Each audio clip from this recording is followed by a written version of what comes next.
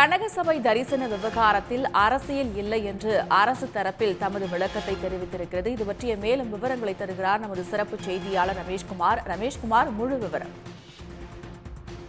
சிதம்பரம் நடராஜர் கோவில் கனகசபையில பக்தர்கள் தரிசனம் செய்ய அனுமதி அளித்து தமிழக அரசு பிறப்பித்த உத்தரவை எதிர்த்து பொது தீட்சிதர் தரப்பில் தாக்கல் செய்யப்பட்ட வழக்கு தான் நீதிபதிகள் ஆர் சுரேஷ்குமார் மற்றும் நீதிபதி எஸ் சவுந்தர் அடங்கிய அந்த அமர்வுல இன்று மீண்டும் விசாரணைக்கு வந்தது.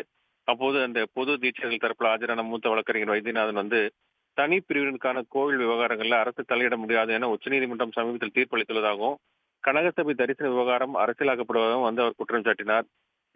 மேலும் இந்த வழக்கில் விரிவான வாதங்கள் முன்வைக்க எதுவாக விசாரணையை தள்ளி வைக்க வேண்டும் என்ற கோரிக்கையும் விடுத்தார்.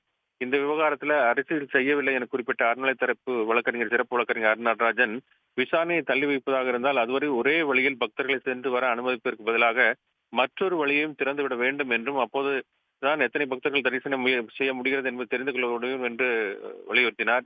இதை ஏற்க மறுத்த நீதிபதிகள் வழக்கின் விசாரணை பிப்ரவரி 19 தள்ளி வைத்து அன்று விரிவான வாத பிரதிவாதங்கள் வைத்துக் கொள்ளலாம் என்று தெரிவித்திருக்கிறார்கள். விரிவான தகவல்களுக்கு நன்றி ரமேஷ்குமார். உடனுக்குடன் செய்திகளை தெரிந்து கொள்ள சன் நியூஸ் பெல் ஐகானை கிளிக் பண்ணுங்க.